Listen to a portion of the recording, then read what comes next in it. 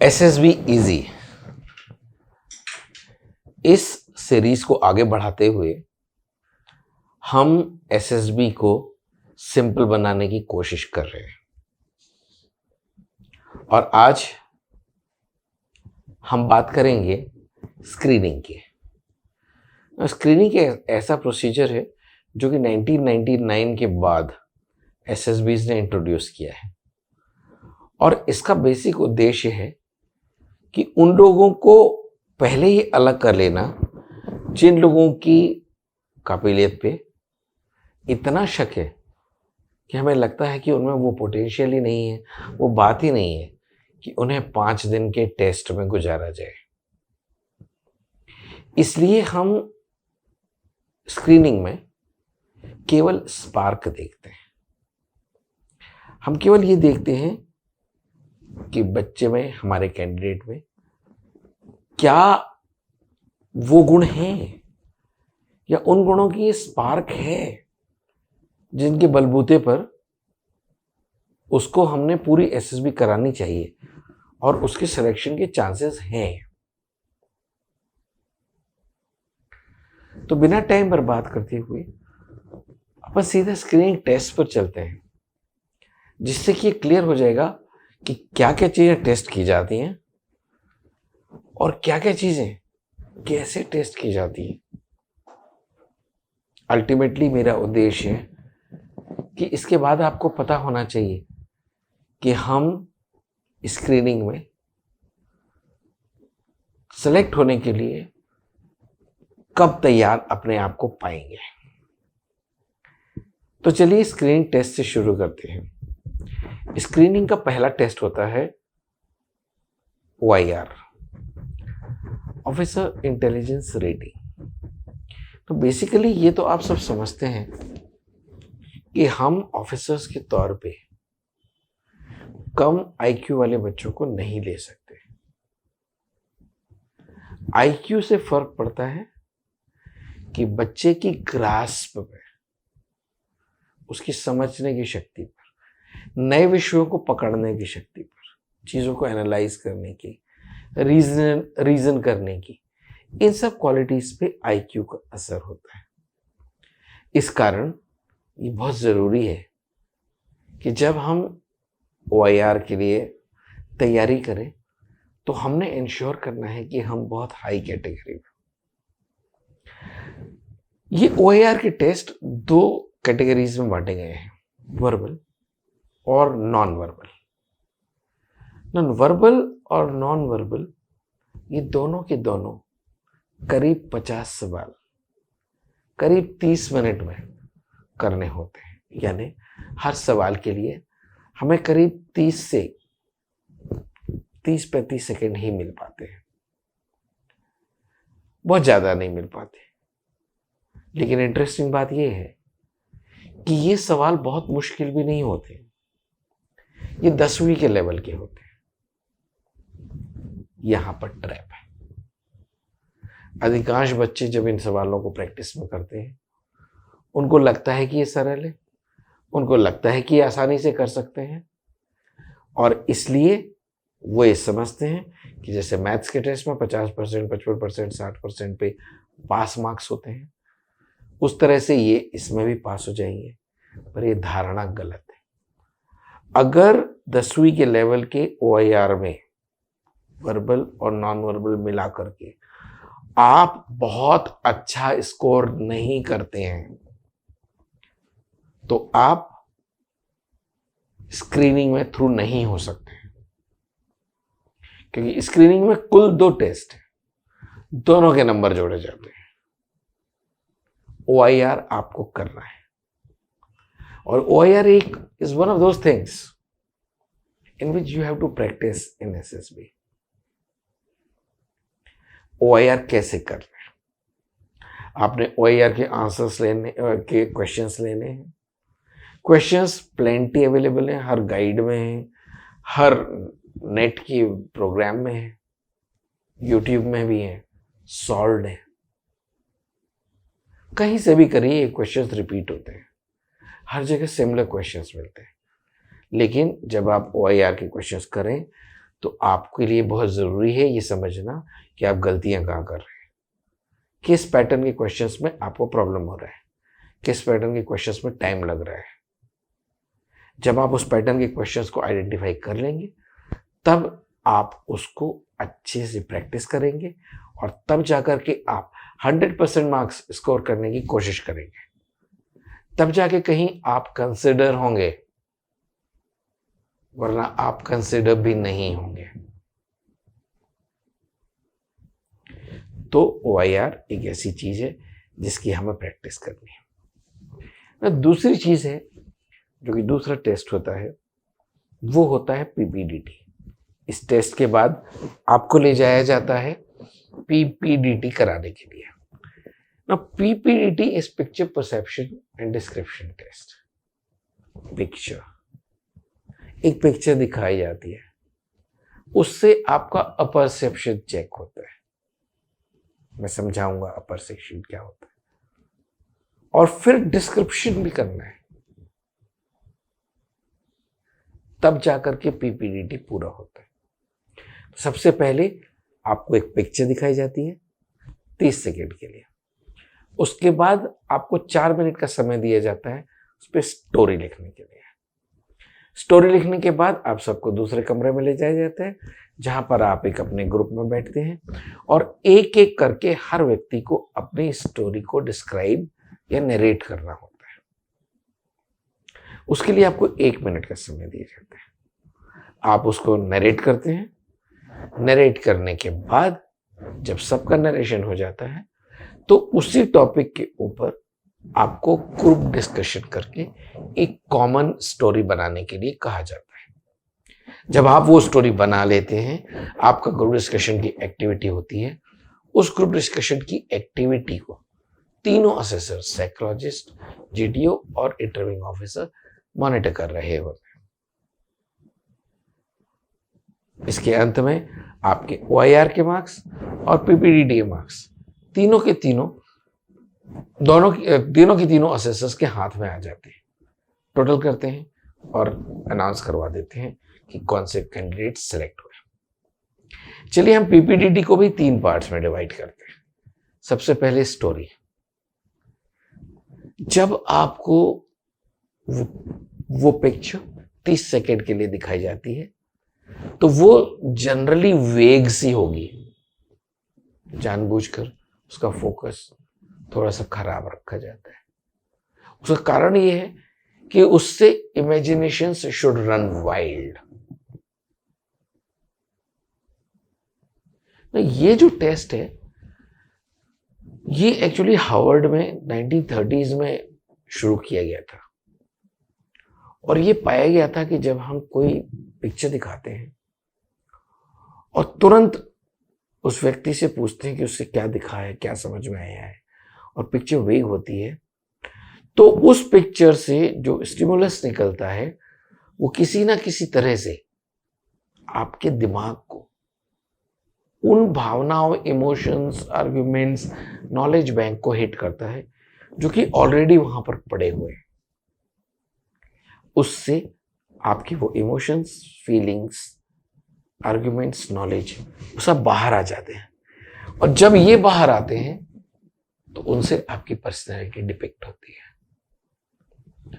तो जब आपको पिक्चर दिखाई जाती है तो सबसे पहली चीज है कि आपको उसको ध्यान से ऑब्जर्व करना है। अगर वो वेग हो तो, और अगर वो क्लियर हो तो भी। आपको ये भी कोशिश करनी है कि अगर उसमें आपको कुछ बॉडीज, बंदे, लेडीज नजर आ रही हैं तो आप उनकी बॉडी लैंग्वेज, इमोशंस और फीलिंग्स को भी समझने की कोशिश करें, क्योंकि तभी जाकर के आपकी कहानी ढंग की अच्छी सी बनेगी। तो जब आप एक अच्छी क्वालिटी की स्टोरी लिखेंगे तब जाकर के आपका PPDT टेस्ट में पहला पार्ट स्टोरी राइटिंग वाला अच्छा माना जाएगा। उसमें सिर्फ स्टोरी लिख देने से बात नहीं बनती, उसमें quality of the story matters. आपके ऑब्जर्वेशंस मैटर। आपको ये भी लिखना पड़ता है कि जो लोग दिख रहे हैं उनका सेक्स क्या है, उनकी एज क्या है, उनका मूड क्या है, और आपकी ओवरऑल पिक्चर की थीम क्या है। ये बेसिकली हेडिंग्स आपको ट्रैक पर रखने के लिए हैं, वरना बहुत सारे कैंडिडेट्स पता नहीं कहां पहुंच जाते हैं। ये सब चीजें आपको हेल्प करती हैं। अगर आप सही थीम पकड़ते हैं और पॉजिटिव थीम पकड़ते हैं तो आपकी स्टोरी ज्यादा पॉजिटिव और ज्यादा अच्छी होगी। तो एक अच्छी स्टोरी को हम पॉजिटिव या क्वालिटी वाइज अच्छी कब मानते हैं? सबसे पहली चीज, जब उसने ऑब्जर्वेशंस को सही पकड़ा हो। नंबर 2, जब उस बंदे ने, जो हीरो या एक्शन करने वाला बंदा है, उसके साथ अपने आप को आइडेंटिफाई किया हो। नंबर 3, उसमें अगर कोई विजन या रिएक्शन या सिचुएशन है तो वो रिएक्शन इंडिविजुअल ने कैसे परसीव की है, ये उसके लेवल की होनी चाहिए। हर चीज में आप नासा और यूनिवर्स और ग्रीन फार्मिंग नहीं ला सकते। तो वो पिक्चर हमारे स्टूडेंट के मेंटल फ्रेम के हिसाब से उसके किसी परसेप्शन, किसी इमेज, किसी इमोशन, किसी फीलिंग्स को टच करना चाहिए। उसके बाद हीरो का एक्शन आता है। हीरो किस तरीके से रिएक्ट करता है। जो आपका हीरो वैसे ही रिएक्ट करेगा जैसे ही आप चाहेंगे, जो आपकी कल्पना होगा। जब हम समय को स्क्वीज कर देते हैं तो आपके पास मैनिपुलेशन का टाइम नहीं रहता।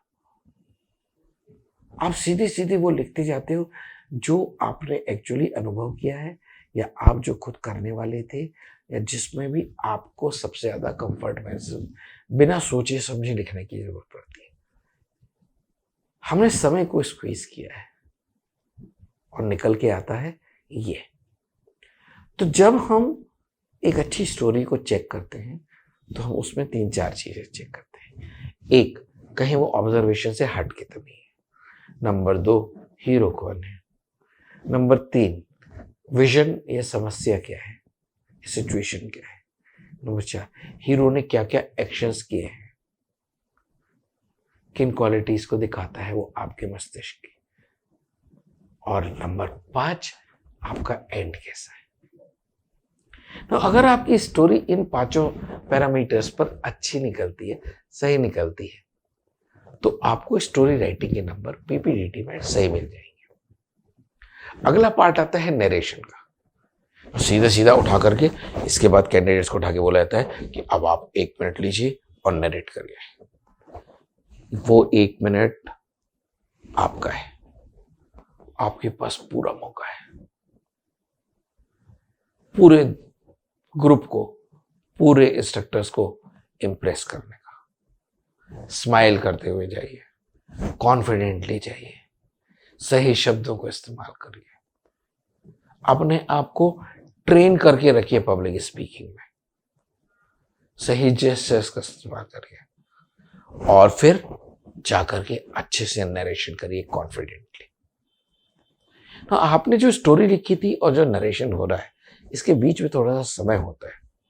अगर आपके दिमाग में कुछ चीजें खाली रह गई हैं तो आप उनको अभी भी भर सकते हैं, क्योंकि नरेशन में और जो आपने स्टोरी लिखी है उनमें थोड़ा सा फर्क, थोड़ा बहुत फर्क एक्सेप्टेबल होता है। पर नरेशन आपके सिलेक्शन की जान है।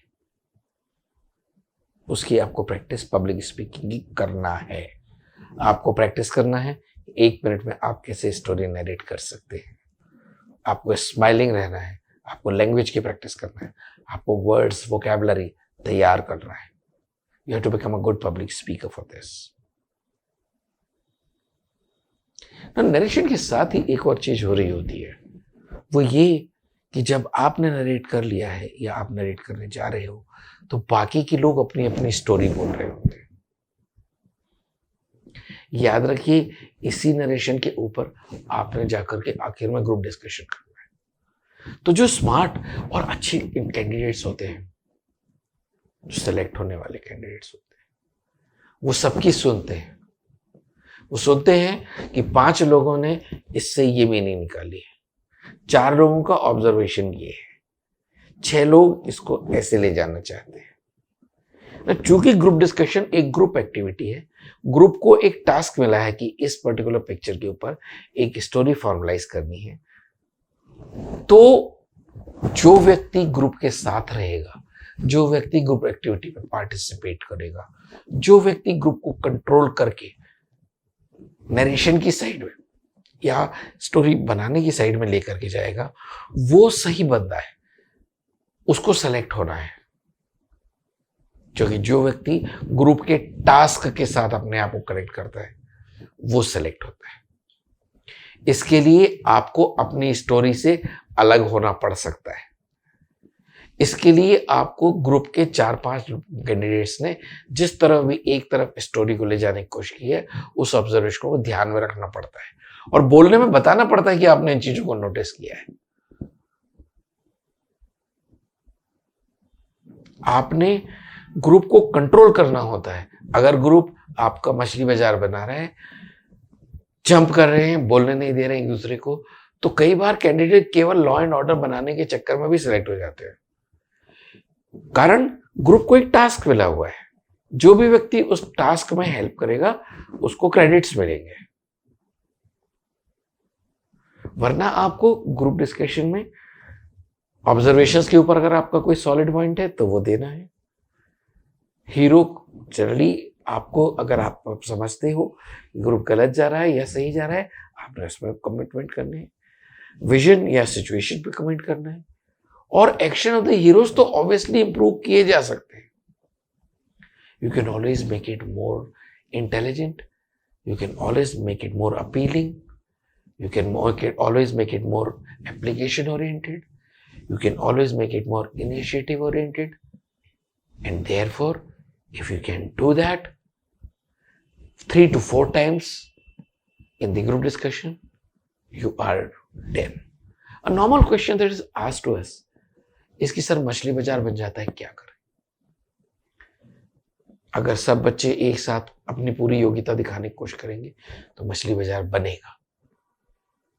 लेकिन उस मछली बाजार में भी जो व्यक्ति टास्क को हिट करेगा, जो व्यक्ति ग्रुप को टास्क के प्रति ले जाने की कोशिश करेगा, वो हमारा बंदा है। लोग बोलने के बाद एकदम से पीक करते हैं, अपना पॉइंट देते हैं और उसके बाद फिर उसको ड्रैग करने की कोशिश करते हैं या उसी सांस में दूसरा पॉइंट भी लगाने की कोशिश करते हैं। वो अपॉर्चुनिटी होती है जब दूसरा कैंडिडेट उससे क्यों छुड़ा लेता है और खुद बोलना शुरू करता है। तो आपने भी इस तरह की अपॉर्चुनिटीज के लिए वेट करना है। आपको सीखना है कि आप कैसे अपना मौका छुड़ा सकते हैं। बंदा सांस लेने के लिए रुकता है, ड्रैग करने लगता है, लड़खड़ाने लगता है। That's the time for somebody else to take on the cue. आपने 3 से 4 बार बोलने की कोशिश करनी है, 3 से 4 बार आपने ग्रुप डिस्कशन में कंट्रीब्यूट करना है, आपने 3 से 4 बार ग्रुप को रास्ते पे लाने की कोशिश करनी है। केवल कह देना कि ग्रुप नंबर 3 बहुत अच्छा बोल रहा था, I agree with him, means nothing unless you have been able to contribute substantially in a genuine manner. It is not counted. Therefore, in the group discussion part, you must have clearly heard and made a mental note of people's narrations when they were narrating individually. That remains the key. You have to be polite. Sometimes you have to raise volume, but you still have to be polite. You can still raise volume and be polite. You can raise volume and have your tone under control. You have to train yourself for that. Overall, it's a game of communication. You have to communicate effectively and be able to do it with a purpose. The purpose is the group has to make a story. So, in a nutshell, let me just revise. OIR has to be practiced. Public speaking, communication, spoken English, has to be practiced. You have to practice listening and making a mental note of other people when they are discussing. In a group, you have to practice communicating. You have to practice listening to others. You have to practice being argumentative and being able to put your arguments effectively. If you are here to train for the Service Selection Board, to get screened in, you must